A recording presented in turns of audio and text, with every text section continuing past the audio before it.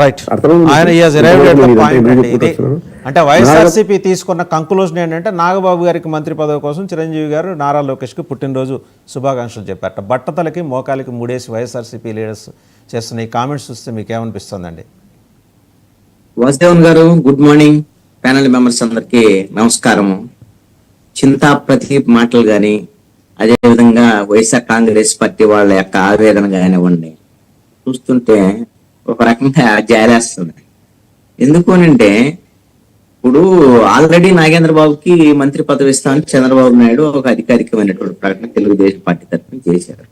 అది ఎప్పుడు ఇస్తారు ఏంటి అనేటువంటిది ఇంకా ఉంది టైం, ఇప్పుడే చెప్పేటువంటి పరిస్థితి కాదు.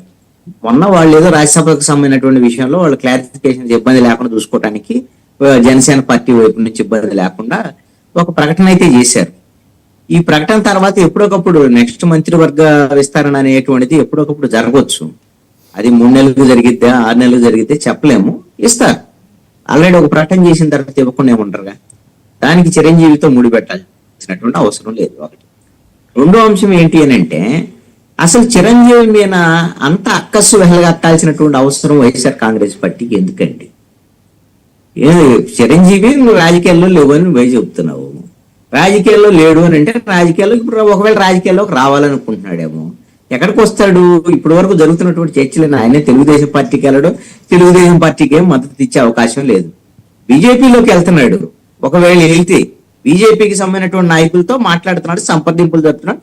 మొన్నే కదా నరేంద్ర మోడీ, అదేవిధంగా చిరంజీవి వీళ్ళందరూ కూడా కిషన్ రెడ్డి ఇంట్లో ఢిల్లీలో జరిగినటువంటి ఒక కార్యక్రమంలో పాల్గొన్నటువంటి విషయం. అదేం సాధారణంగా జరిగినటువంటి ఏదో అందరిలో కలిసినటువంటి వ్యవహారమే కాదు. దాని వెనకాల రాజకీయం ఉంది, కాదని అనటం. అయితే ఆ విధమైనటువంటి రాజకీయాల్లో ఒక అడుగులు వేయటంలో తప్పేం కాదు.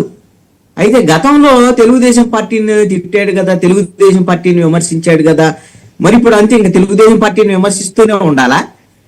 ఇప్పుడు పవన్ కళ్యాణ్ కూడా విమర్శించాడు, చంద్రబాబు నాయుడు విమర్శించాడు, నారా లోకేష్ విమర్శించాడు, ఎవరమైన విమర్శలు చేశాడు. మరి తర్వాత ఏం చేయాలి? 2024లో పవన్ కళ్యాణ్ ఇనిషియేట్ తీసుకొని ఆయన తెలుగుదేశం పార్టీతో కలిశాడు, బీజేపీని కూడా తెలుగుదేశం పార్టీతో కల్పించాడు. రాజకీయాల్లో ఎప్పుడు కూడా ఒకే తరహా ఉండవు కదా, శాశ్వత మిత్రులు శాశ్వత శత్రువులు ఉండరు, మారుతూ ఉంటది వ్యూహం. అలాగనే ఇప్పుడు చిరంజీవి వ్యూహం కూడా ఖచ్చితంగా మారితే రేపొద్దున ఆయన యాక్టివ్ కావాలని బీజేపీ వాళ్ళు కోరుండొచ్చు.